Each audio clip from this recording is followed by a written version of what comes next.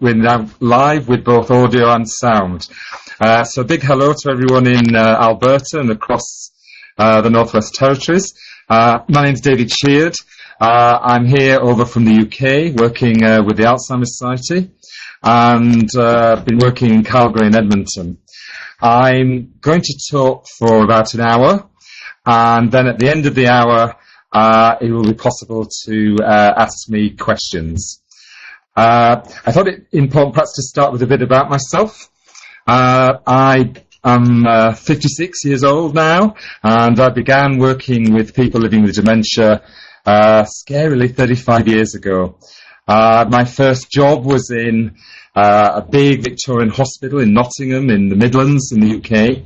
And I remember that day very clearly. I was telling staff today that I drove down a long drive and parked the car and was then met by a man with a huge bunch of keys. And he led me through all these hospital corridors. And eventually I got, after a long walk through all these very scary magnolia-painted corridors, to a ward for people living with dementia. And I knew I'd arrived there, and I was a very nervous 21-year-old because I could see all these people with dementia with faces pressed at the glass panel. And I still, 35 years on, can feel that day when he only opened the door slightly to let me in. And what I saw then in the UK 35 years ago was 2 rows of iron beds, people naked, people screaming, "Help me, help me, help me," people clustering all at the door, and where everyone seemed to think that this was acceptable and normal, and yet inside myself, my stomach was lurching, thinking, when did we stop being human? When did people think this was an acceptable way for people with dementia to live? And at that time, I was working with one of the first professors of dementia care in the UK back in the late 1970s. His name was Professor Tom Airy. And his words were to me in my first week, "You're here to help me close this place down, David." For the next 14 years, I worked in a whole range of services for people with dementia in the National Health Service, in hospitals, in care homes, and also running home care services. And I did that for 14 years, trying to do my best in the way I'd been trained. The way I'd been trained, I look back with hindsight, was all wrong. But of course nobody told me that, and it took me 14 years to work that out. I'd been trained back in the 1970s that dementia was a disease, a series of conditions that led to certain symptoms, that these symptoms led to behaviours, that there was very little you could do when people with dementia were expressing these behaviours other than to keep them safe, to look after and provide bodily care, and at times to use medication to calm them down. And so between me being 21 and 35, that was the model of care in the UK, and that was what was going on throughout the whole of the UK, in hospitals and nursing homes. At 35 years old, I remember I arrived home one day, and this is a well-known story now in the UK, and I arrived home saying to my partner, and my daughter at the time was 12, "I've resigned, I can't carry on doing this," and my words were, "I won't run factories in dementia care anymore." It felt so wrong in my gut. It felt we completely lost the humanness of reaching people. And that the whole of dementia care in the UK in the 70s and 80s was so medicalised that we were just treating people as parcels and bodies. So I started again on my own 20 years ago in 1995 at the kitchen table. And I began with some very simple basic ideas, hoping that some people would start to give it a try. A woman called Anne Fretwell rang me up. She was the owner-manager of a nursing home that she was just starting for people living with dementia. And her words were to me on the telephone, "I've heard about you. They tell me you're a wacky guy from Pluto, but I'd like you to come and talk to me." And I went off to a meeting to this new nursing home and met Anne, thinking I was only going for a meeting for an hour and a half. And a whole day later, I arrived home saying, "This woman gets it. this woman's going to let me actually give all this a go that's in my head. And I'm moving into this care home. And that care home is called Merivale House. That's spelled Merevale, and it's extremely well known nationally now and internationally. So how did I begin with Anne in 1995? And later I'll talk then about how we transfer these ideas to working with families in their own homes. I began with some very simple concepts. That people living with a dementia, when you can't rely on facts and logic and reason and memory, you're relying on this, your heart. That people with dementia are no longer thinking beings, and because they no longer can be wholly a thinking being, they become more than us, a feeling being, a feeling-based person.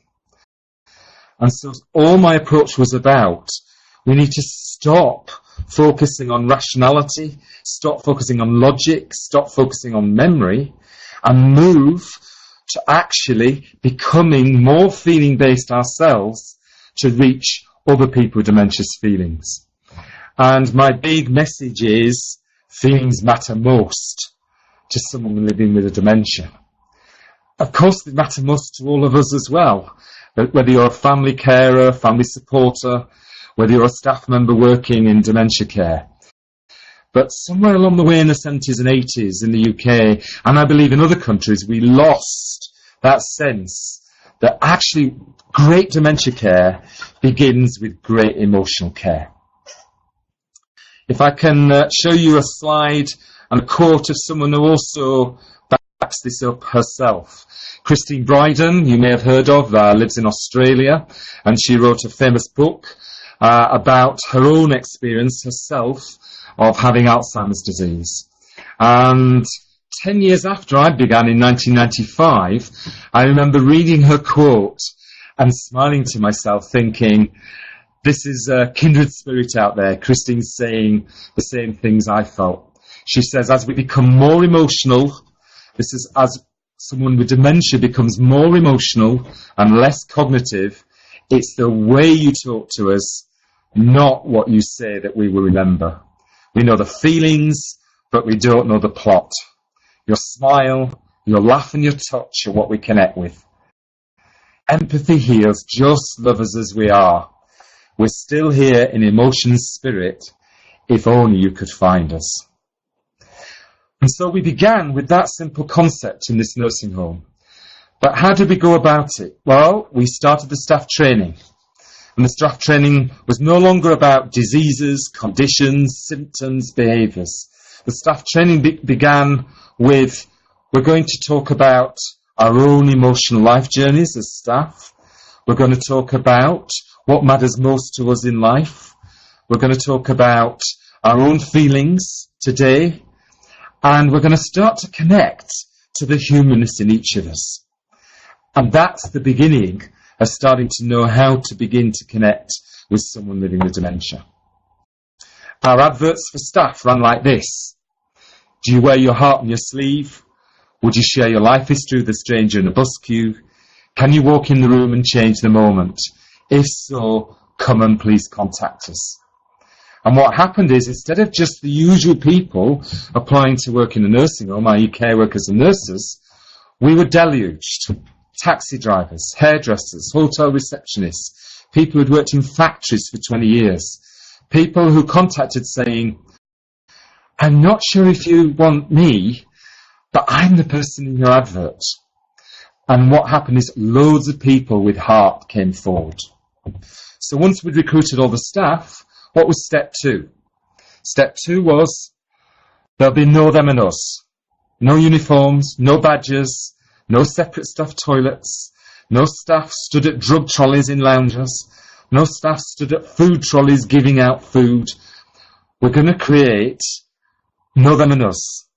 We're going to actually share and be together with people living with dementia. That's going to mean wearing our own clothes, wearing our heart on our sleeve. It's going to mean connecting, being in the moment. It's going to mean eating with people living with dementia and getting people with dementia to be not just who they are today. How can you be just someone living with dementia today?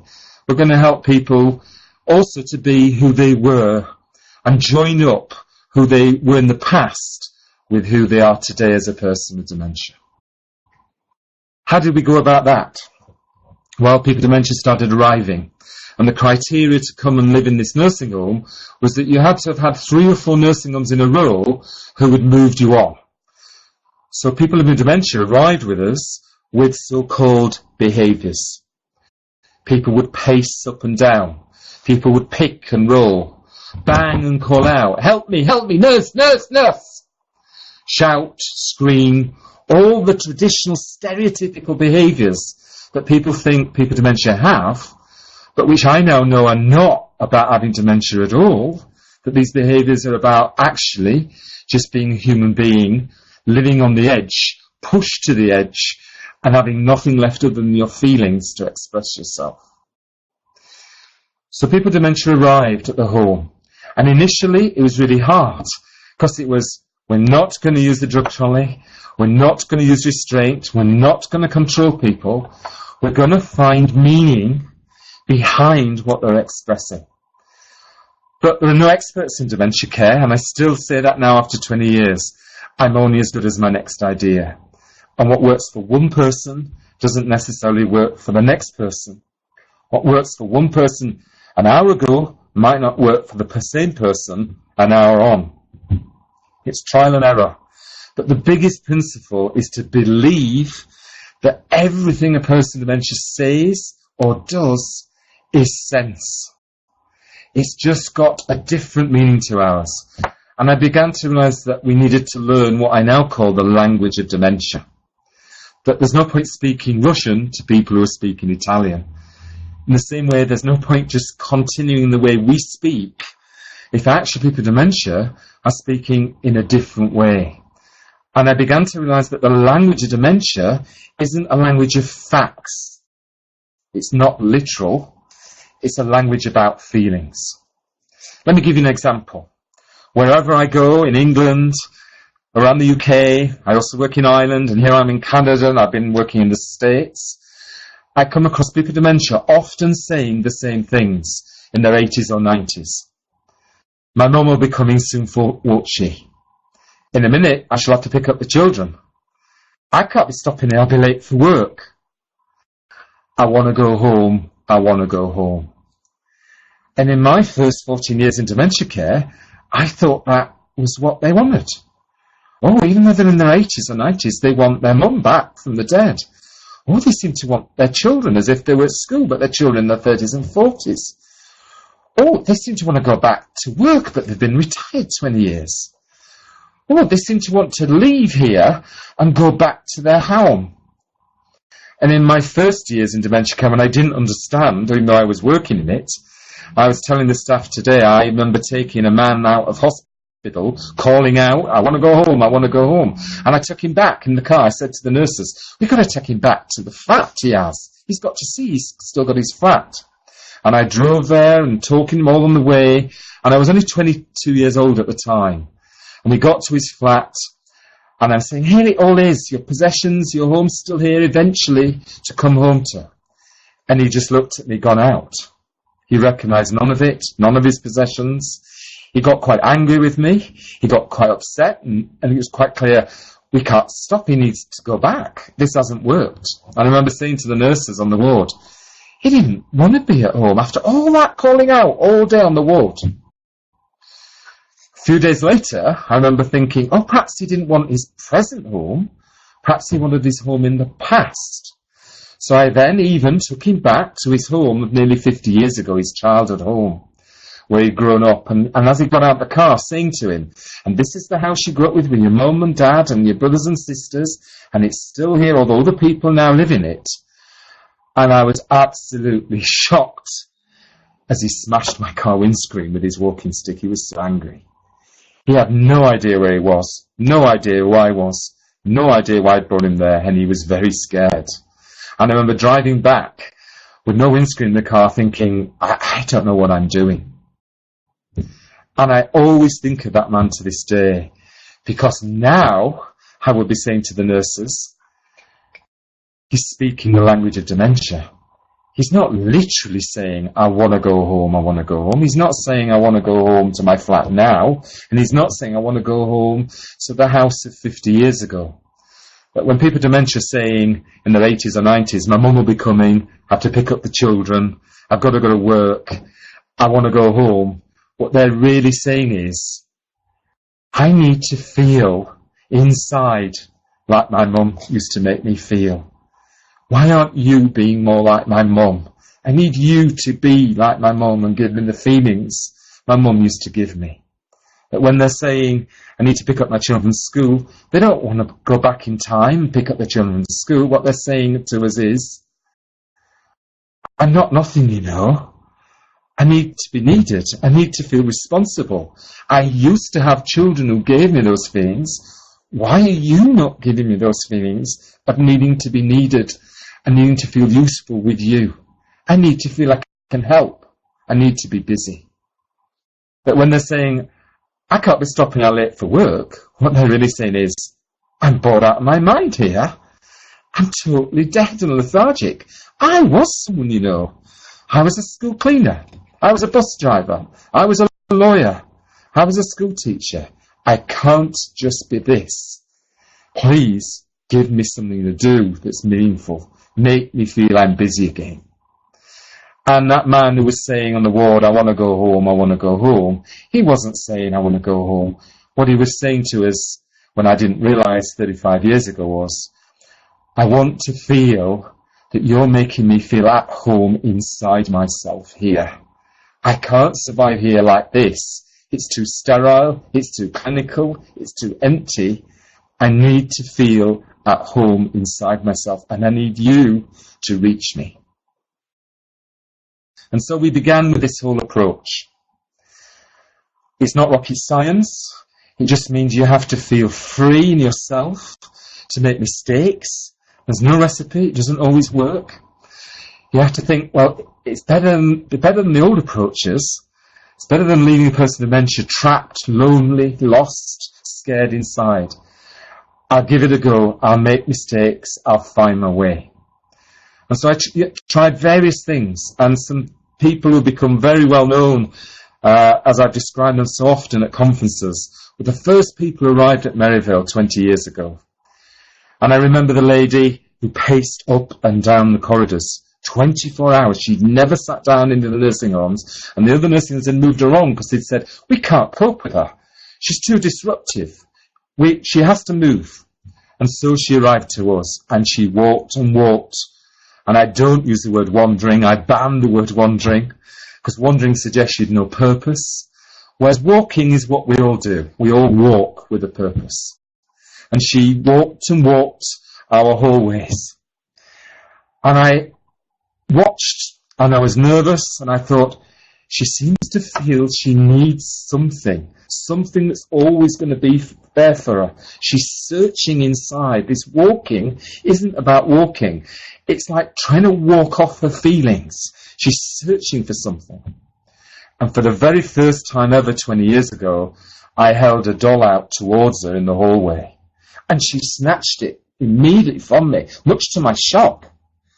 And immediately went and sat down in the lounge. And as I followed her, as she sat down, she told me its name. She told me that she'd been looking for her baby for so long, and then, not much long after, started feeding food through the plastic hole of the doll. And that doll stayed with her the rest of her life as her baby. And as long as her baby was with her, we saw no more of the behaviours that she'd expressed. Then a woman arrived at the nursing home, and she called out, "Ah! Ah! Ah! Ah!" If you're a family carer, if you're a staff member in a nursing home, that's tough stuff. How do you get through hour by hour hearing that as it runs right through you? And that's why they'd moved her on from nursing home to nursing home. After some time, we discovered she'd been the manageress of a laundry. She didn't, when I showed her washing machines, she didn't recognise white automatic washing machines. And eventually we realised No, she was back years, tens of years ago. And outside in the garden at Merivale, we got a Victorian metal dolly tub. We put an ironing board on the brick wall and a washing line, and we started to give her, filled it with hot water and gave her the laundry. And I always remember her comment the first day. Well, I can't be going home tonight. You've got so much laundry, I'll have to stay late on the shift and keep washing. And so she did each day, suddenly having a purpose in life again, suddenly feeling she mattered and was needed, and no longer needing to call out that guttural sound inside, which was saying, I'm desperate, I'm desperate, I'm desperate. Instead, head down, busy washing. I remember the woman of 92 who was in the very latest stages of dementia care, with her head locked right down to her knees and her hands crumpled, and who it was very hard to connect or reach with her.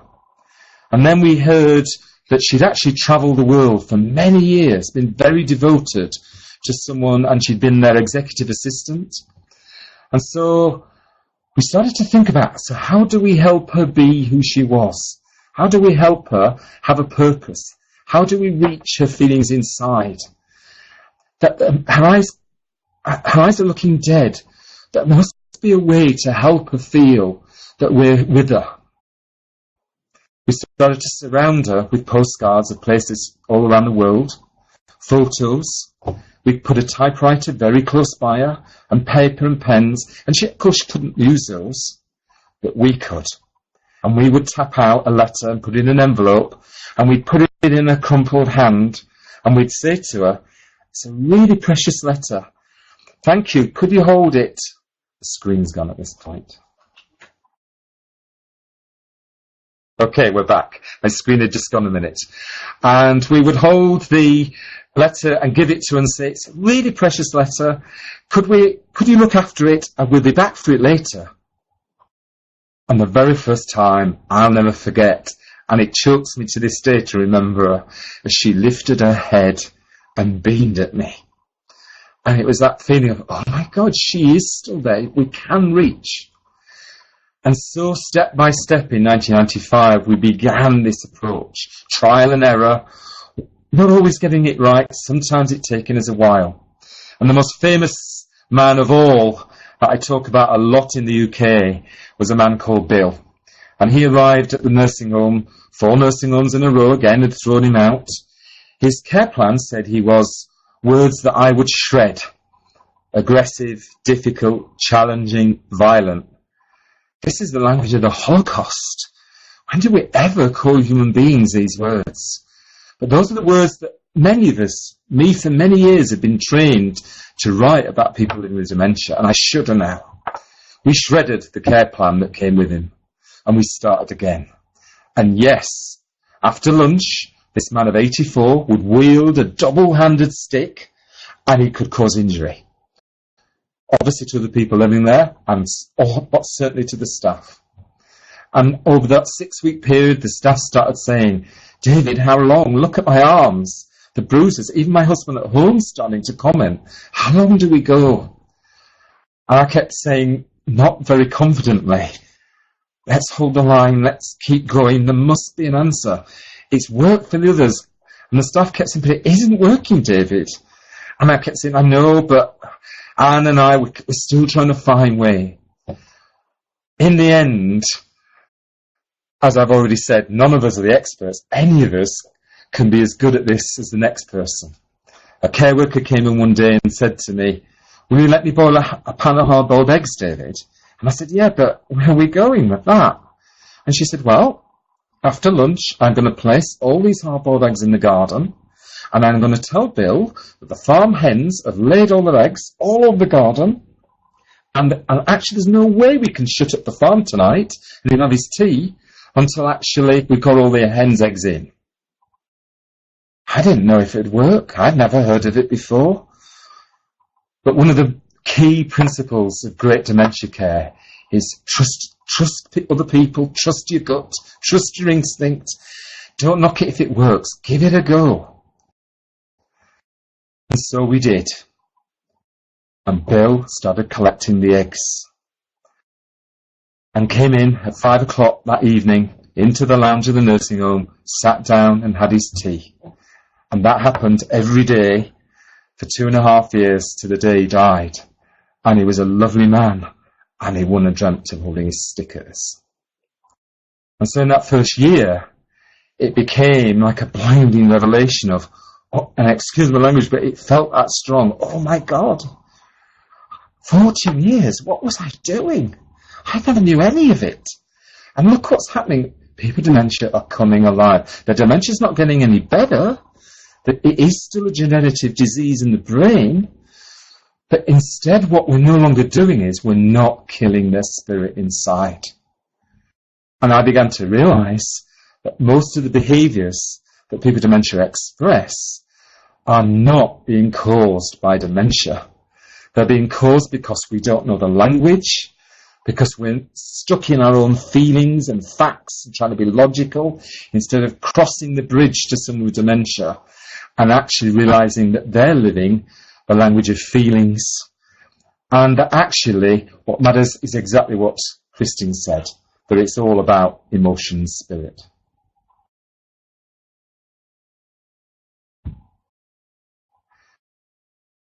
So, what else did we do? We started to fill the place up. So we actually filled the place up with loads of hooks. We hung handbags on the hooks, feather boas, string, lace. We covered tables in the dining room with things. We placed tables close to people, saddlebags over the chairs with things stuffed in, bubbles, wooden spoons, you name it. And people would visit the nursing home and say, oh my God, look at the place. Where we were, they'd never allow any of this. And anyway, the people that we look after are so much worse than the people you are. And I'd say, really? Let me tell you about Bill. Let me tell you about Marjorie, the manageress of the laundry who's washing outside. Let me tell you about the woman sat here with her baby, the doll. And people would look puzzled at first, as if they can't possibly have had all the babies you're describing. Look at them. There's no sign of any of it. And I'd say, no, there isn't, is there? They're busy, they're occupied, they're fiddling, they're sorting, they're tearing, they're ripping, they're carrying things, they're moving things. And some of the times I don't understand what it is, but they do. They do. And they're busy. They're living their life.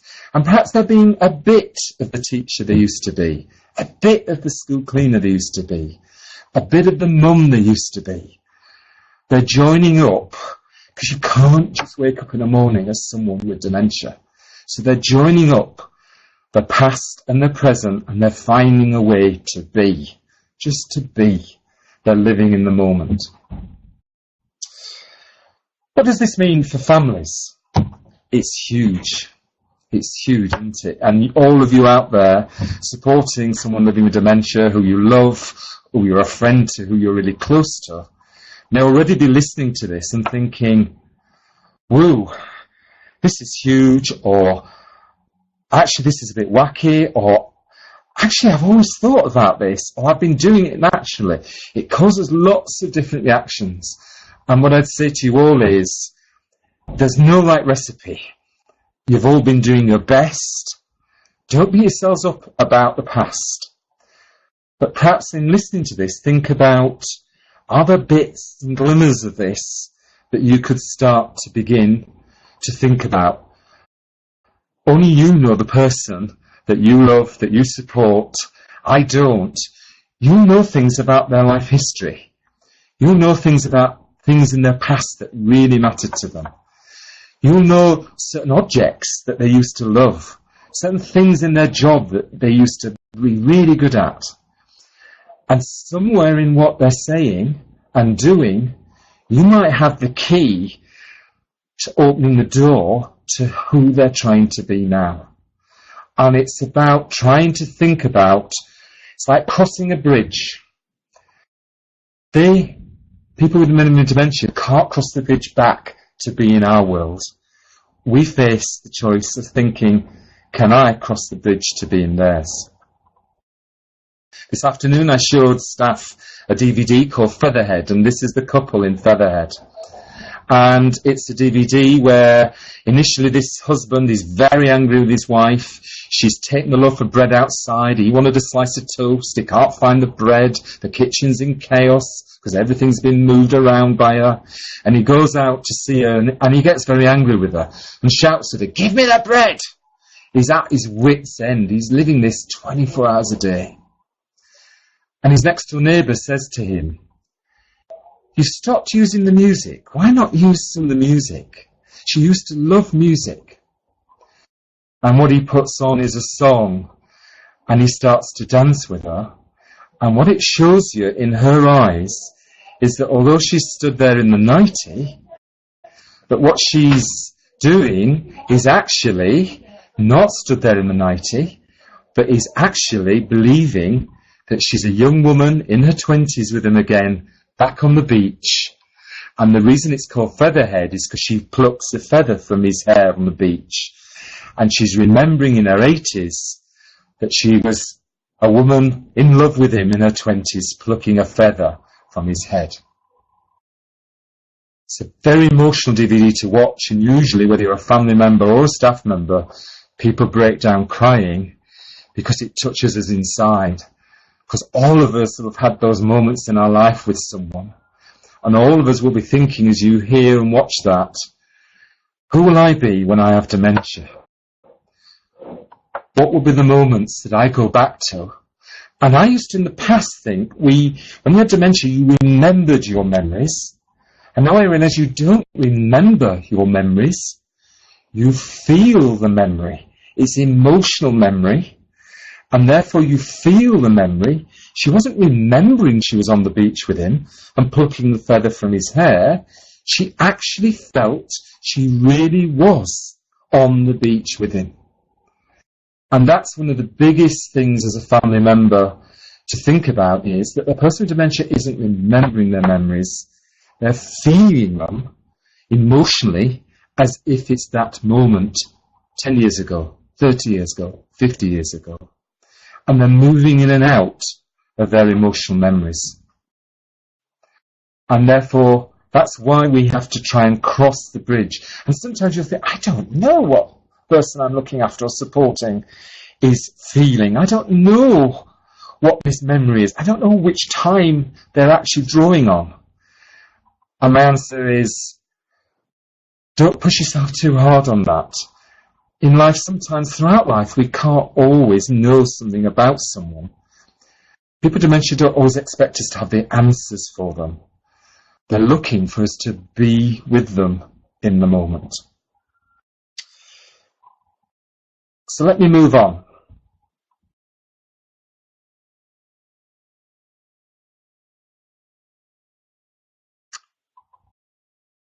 Another DVD I've been showing staff is called Darkness in the Afternoon. And here you see a woman in a red dress and stilettos in the park feeding the birds. Very happy. As the DVD unfolds, she is approached by a man who looks at least 40, 50 years older than her in the park. He tries to put a coat on her. She's outraged. He then says, "Murray, all I want to do is love you." She becomes very scared and she starts running through the park. She runs up to people playing ball in the park and begs them, please save me from this man, this attacker. But the two men playing ball talk to this man, and then they say, we're handing you back to him. And she's absolutely hysterical as this man puts her in a car and then starts driving off. And you watch her terrified in the car. She even gets hold of the steering wheel and tries to steer the car off the road to get out of the car. But she's unsuccessful. He takes her back to a flat, and he takes her to a bedroom, and he locks her in the bedroom and tells her to put these clothes on. She looks desperately around the bedroom at the photos and the objects and thinks, I've no other option. And she smashes the window to get out. She's picked up by the police. She's got bruises and cuts. And they sort her out in the police station. And then In comes the same man again, a man 50 years older than her, and the police say, "Here's your husband come to take you home." She runs down the police station corridors, and she gets into a room, it's a washroom, and she sits there terrified, having said earlier, "Do you think this man would be my husband?" And she sits on her own and looks in the mirror, and what she sees is a woman 84 with a torn nightie. And she looks, and suddenly the realization is she's looking at herself. She's never been in a red dress. She's never been in her stiletto heels. Throughout being in the park, she was in the nightie. The man was her husband. She actually looks the same as him in her 80s. All he wanted to do was love her. The bedroom he took her to was her bedroom, her clothes, her photos. And that's huge for all of us, isn't it, to get our head round. How can you be a husband to someone who doesn't recognise you, who's very clear they're in their 30s? When he says, "All I want to do is love you," that must touch the hearts of many, many family carers and family supporters who are thinking about the person they're looking after and trying to be with. All I want to do is love you. And the answer, of course, is the only way to love someone is to accept and love them as they are. We can't fix people with dementia. If we could, we'd solve this disease and get rid of it. We'd help people with dementia to come back to our reality, to come back to our facts, to our logic, and to help us live in the moment. And that's not possible. We have to join them. We have to cross the bridge. That's painful. That's painful. If you've loved someone all your life, you want them back. You want them back as they were. And I've done some work with John Suchet in the UK. And let me move to that slide. John Suchet is a famous British newsreader, reading news at 10 for many years. And his wife has Alzheimer's disease. And John Suchet has written a very well-known book now called Bonnie, How Alzheimer's Disease Stole the Love of My Life. And if you go on YouTube, you'll be able to watch a clip of me talking to John Suchet. And here, when I was talking to John, I said to John, you only have two choices. The first choice is that when you're sat with Bonnie, you try and get her to remember all your marriage and the love you had for each other. You try and get her to remember the holidays in France you had, your love of wine, your love of classical music, all the family gatherings you had when you had your holidays in France. And it won't work, because Bonnie can't recall those facts. She can't recall those memories. And no matter how much you try, it will feel like it's all not working. And after you've not been with Bonnie and you've walked away, you'll be left with painful memories of that contact, frustration, anger, and a lot of tears, because you just want her back. The second choice, equally as painful, is to think, no, I'm going to sit with Bonnie and I'm going to accept, John, that she doesn't know who I am. And as her husband, you're going to accept that she can't recall the holidays, she can't recall France, she can't recall the family gatherings, but she feels, John, that there's something familiar about you in your eyes. And she feels safe with you. And she wants and is happy to hold your hand. And you talk to her about the now, what's happening now, the people around her, the feelings, the things, the colours, all going on around her.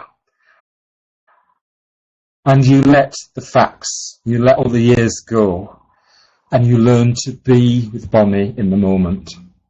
And afterwards, you'll still shed the tears, and it'll still be choking, but what you will have done is been in the moment with her, and you'll be left with positive, loving memories of being together with her.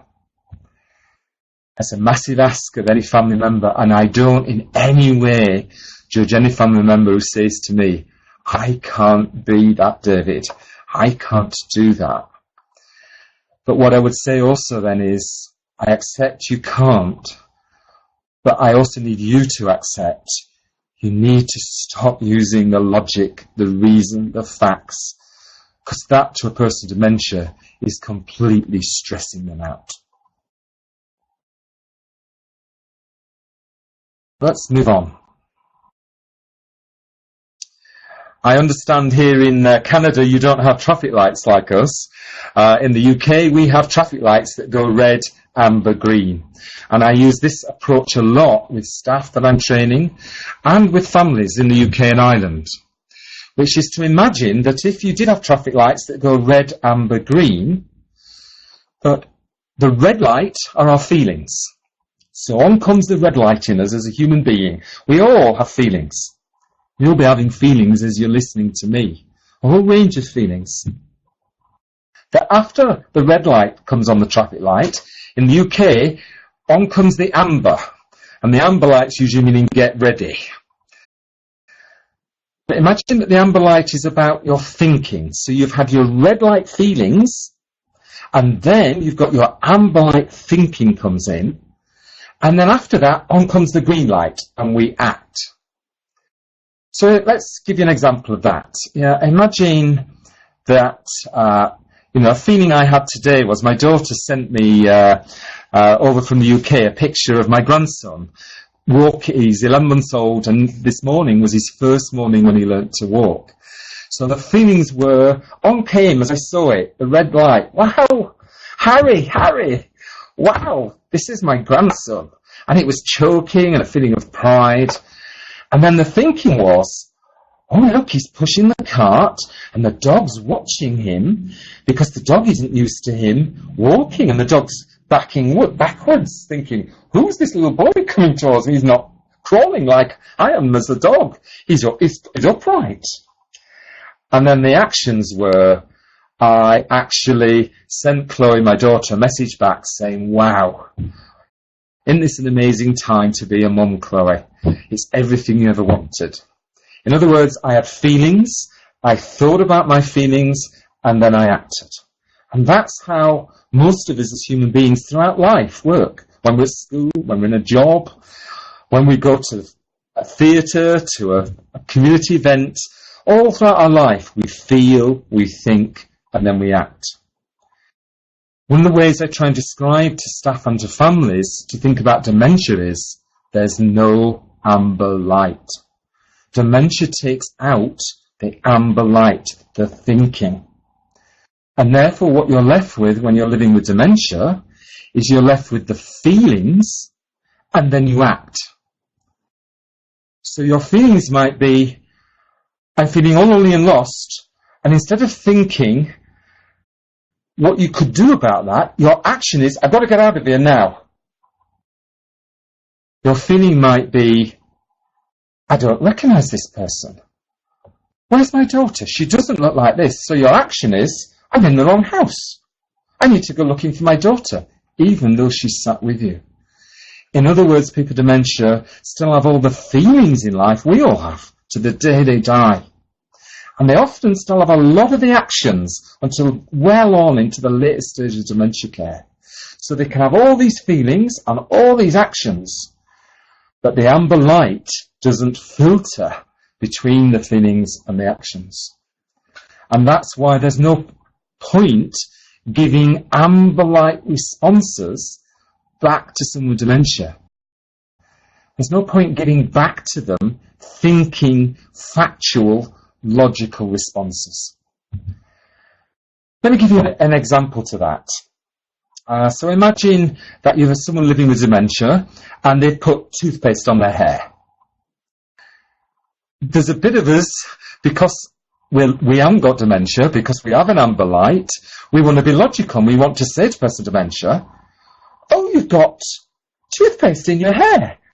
Oh, it's in the wrong place. How did it get there? You need to brush your teeth with toothpaste. That's the wrong response. That's an amber light response. It's giving them a thinking response back to what they did. Whereas what they did, they had some feelings about the toothpaste and they then thought, oh, my hair needs doing. I'll use this. They had a red feeling that went to a green action. When our response is we want to still be logical, when we really what need to do is to think, right, there's no point going back to them with amber light, with a thinking response to them and talking to them about brushing their teeth and why did they get it in their hair. What you need to be saying is, smell this lovely shampoo, it smells of apples. We could give you a lovely hairdo today. In other words, you don't focus on what's gone wrong, you focus yourself on how to turn what's gone wrong into something that a person with dementia can accept. In other words, having their hair done. Give you another example. A person living with dementia might put the ice cream in the oven. So their feelings are, oh, I've got the ice cream, and their action is, oh, I need to put it away. Here it goes. They go red to green, feeling to actions. When actually, we're wanting to really, in a thinking way, say to them, oh, no, you've put it in the oven. It needed to go in the fridge. Well, if they knew that in the first place, they would have put it in the fridge. There's no point saying that as an amber light thing to them. There's no point getting them to think that they've put it in the wrong place. None of us like to think we've done the wrong thing. A better response is either to say to them, do you know, I love ice cream. Let's share some ice cream together. It tastes lovely. And then put it away yourself later. That's huge. Because what if it's minute after minute after minute every day? We're only human. You're only human as a family member or a support of someone. Sometimes it's about taking some space out. Sometimes it's about thinking, I'll just let it be because I can't cope with this now, but I'll come back to it. It is about being kind to yourself as well. But it's about sometimes also thinking, no, let's help the person with dementia feel good about what they still are doing rather than what they're still not doing. Because one day they won't even be able to put the ice cream in the oven.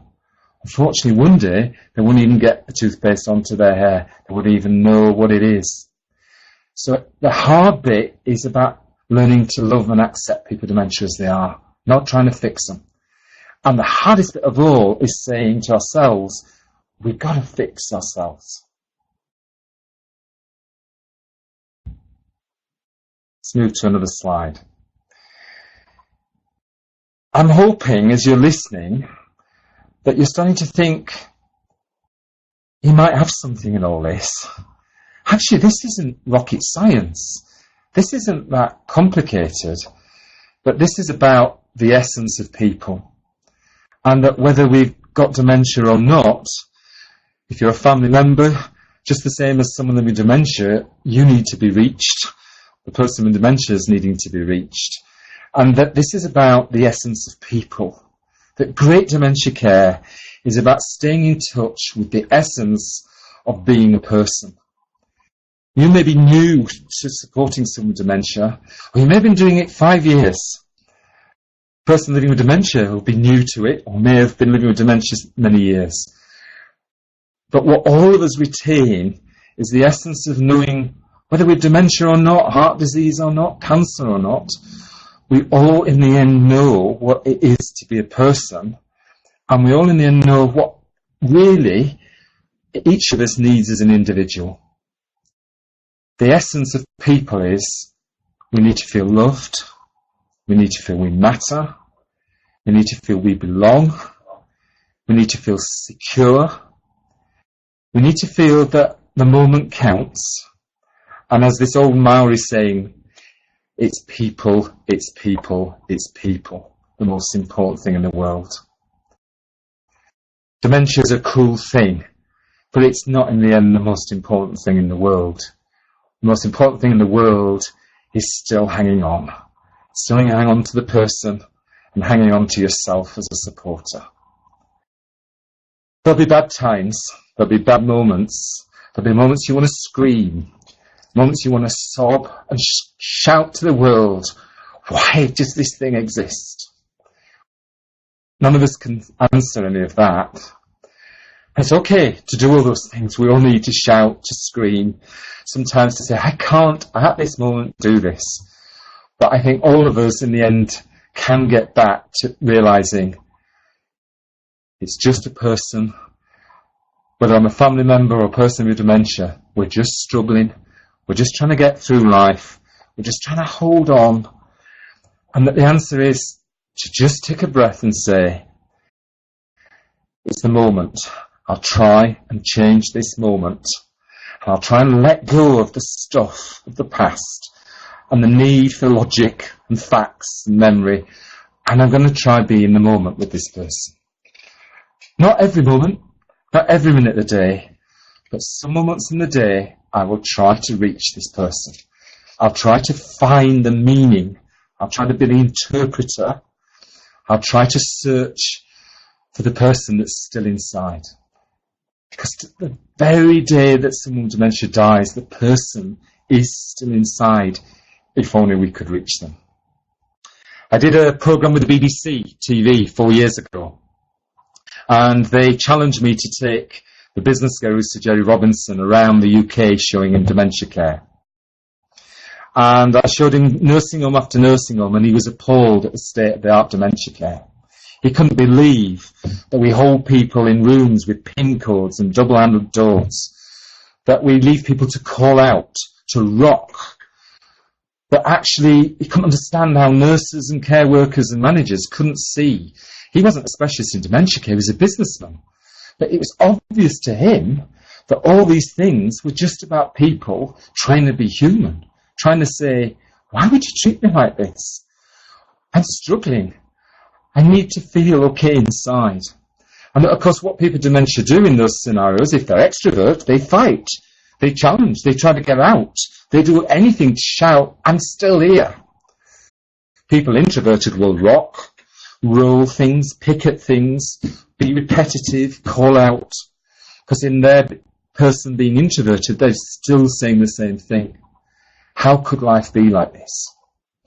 At the end of the first programme, I took him to the first nursing home I'd ever tried all this new approach in.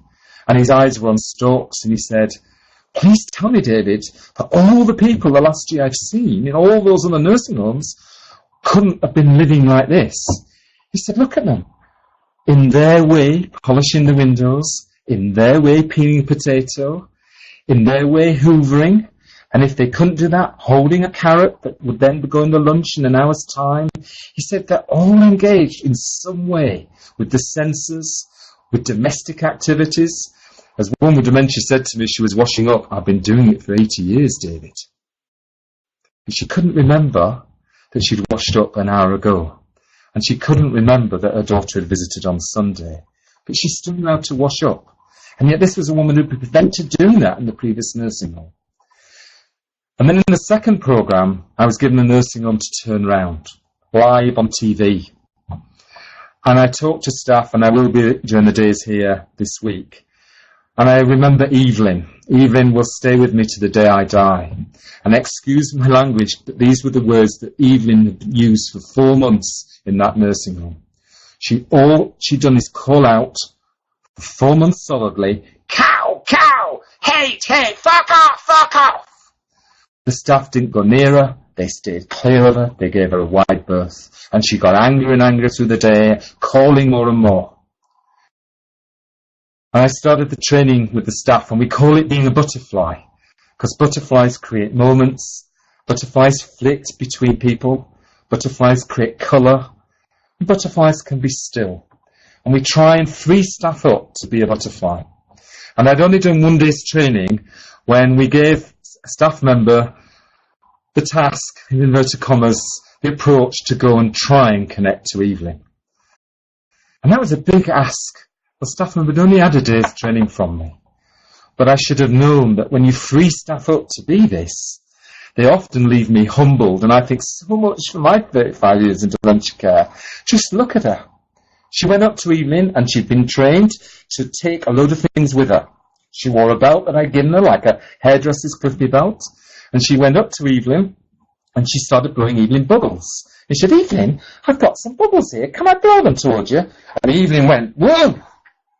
I thought, oh, let's see where this goes. She hadn't been told exactly how to do it. But the care worker then gave Evelyn the wooden spoon she got. He said, Evelyn, you seem really angry. Go on, bash the bubbles. Get it out. Go on, hit them hard. And Evelyn started hitting those bubbles. And then that care worker was even more inspired.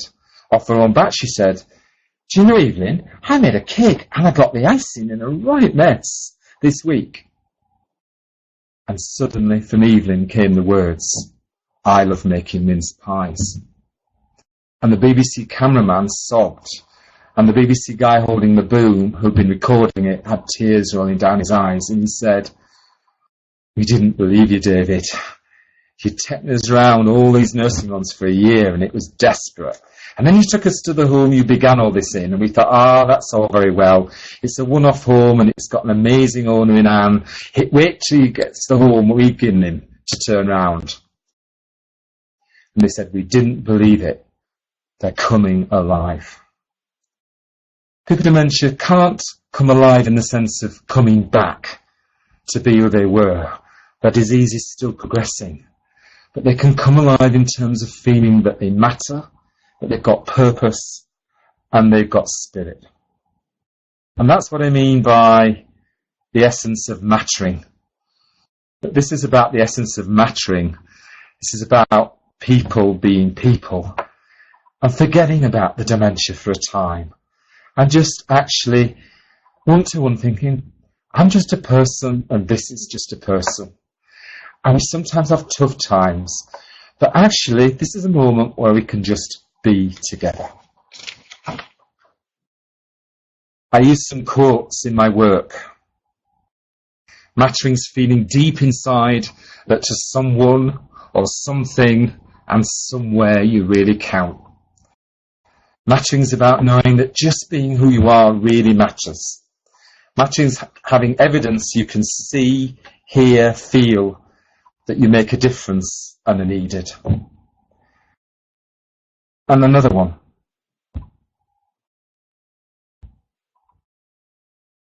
Feeling you matter. Sorry, I just jumped to one. I'll just jump back. Feeling you matter is at the core of being a person. Knowing you matter is at the heart of being alive. Seeing you matter is at the centre of carrying on in life. So, what are my final messages about this? I would say to you, hold on to the memories. Hold on to the memories inside yourself. They really matter. They're really important. They'll never go. They'll always be with you. But don't always force the memories onto someone with dementia. Create new memories now. Create new memories now between one another. Secondly, try and help the person to be who they were at times. Give them things to do that are a bit like what they used to do in the past, a bit like their job in the past, a bit like the things they did in the home in the past. You'd be surprised that people with dementia, even later stages, can tie shoelaces, can polish brass. Not necessarily for half an hour. It might only be for 3 minutes. But in those 3 minutes, they're feeling alive. Think about ways to help them be who they were. Support the person to be who they are. Going on, the experience of living with dementia is going on an emotional journey. And as they go on their emotional journey and rely more and more on their feelings, they're looking for other people to be more feeling-based like them. They're no longer looking for the facts about you. They're looking in your eyes. They're looking in the aura of you. And you may have only known them a year or 10 years. But they often might say, I've known you since you were 3 years old. Because what they're then really saying is, I feel safe with you.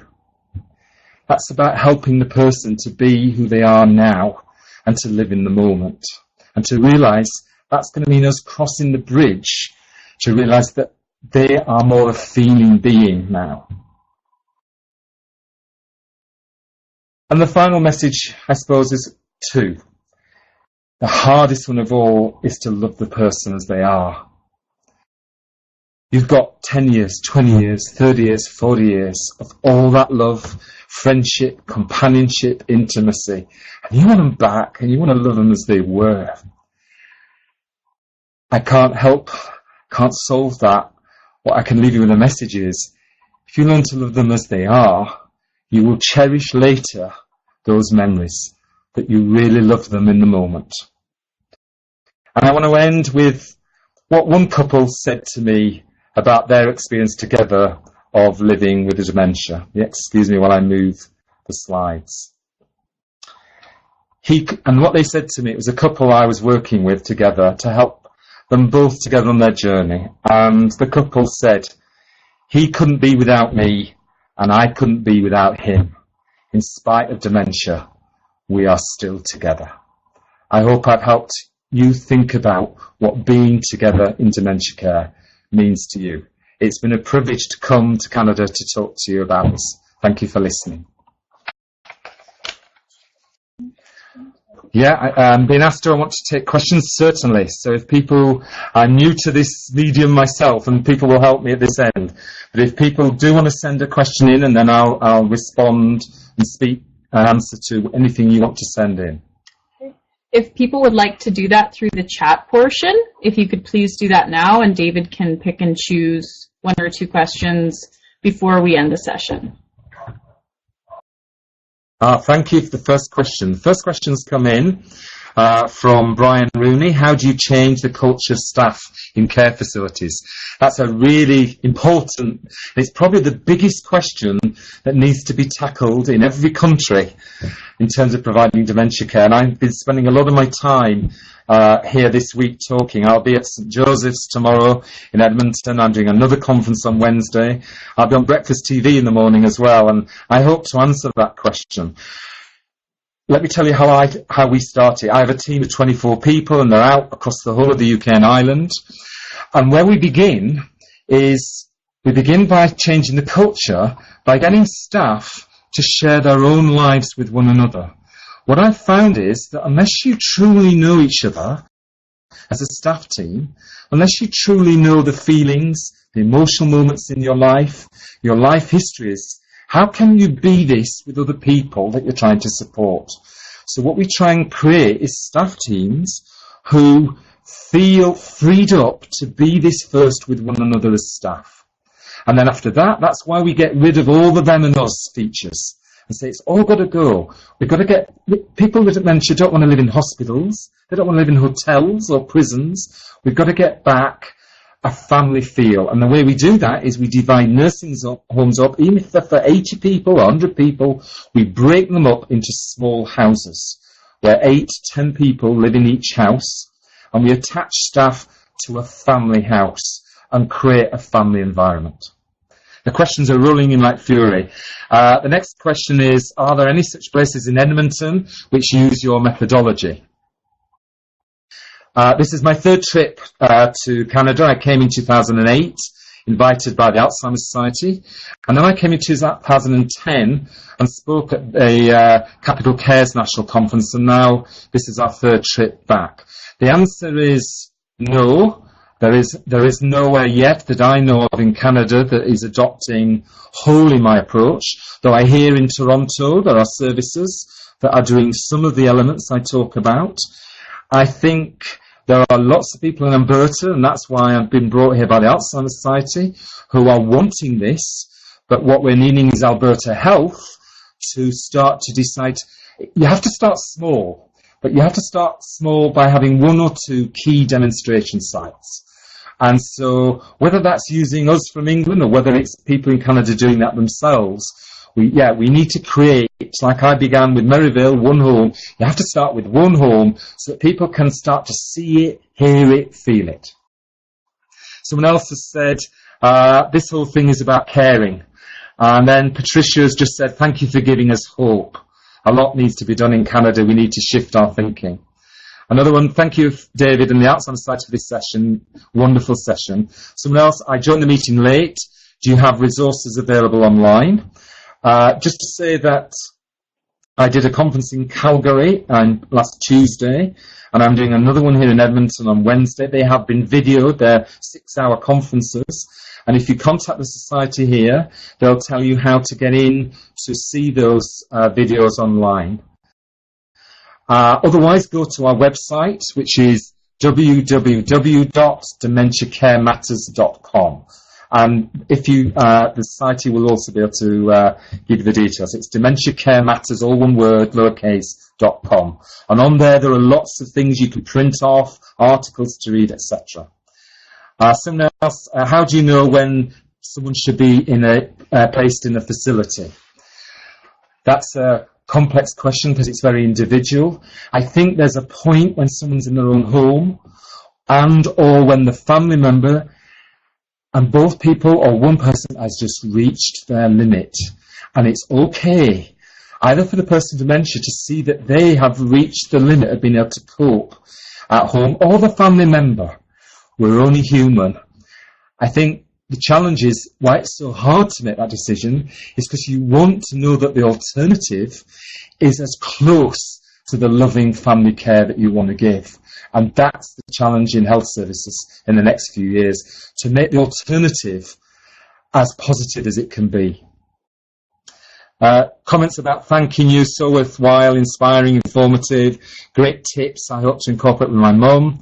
Someone's saying, McConnell Place West is where my wife is, and they at least try person-centred care. So that's great to hear. Someone else said, yes, smaller groups and a homely feeling is what I've been advocating. Someone else, thanks, David. It's Anita, and you were such an inspiration when we were having difficulties in getting quality care for my father. Hello, Anita, I remember you. Hi. You provide us with a lot of hope when things look very dark. I hope to see facilities adopt your philosophy in the province. It's badly needed. Good to hear from you again, Anita. I remember you well. And another one from Winston. Has any work been done to compare costs of this versus traditional care? What I would say to you is it doesn't cost any more. And I can prove that at the figures in the UK. This does not cost any more. When people are spending £40 million to build a facility, and yet they're not prepared to spend £50,000 just to train the staff, change the culture. If you add up all the people in the building, there are enough people in most facilities to deliver this. It's about a change of attitude, a change of belief, a change of approach. The money is quite small scale needed to do this. What you need is people to believe this. I think that's the final comment that's come in. Thank you very much to everyone, and great to have this opportunity. And I'd just like to say thank you again, and we apologize on our behalf for our rocky beginning. We definitely appreciate David coming and presenting. And we've also opened the discussion forum. Under there's a live meeting section that we will also post David's website, as well as this session will be archived for people who maybe want to share it with someone else, or you want somebody else to watch it, all of the above. Anyways, thank you very much again, and I will be ending the session here shortly. Thank you.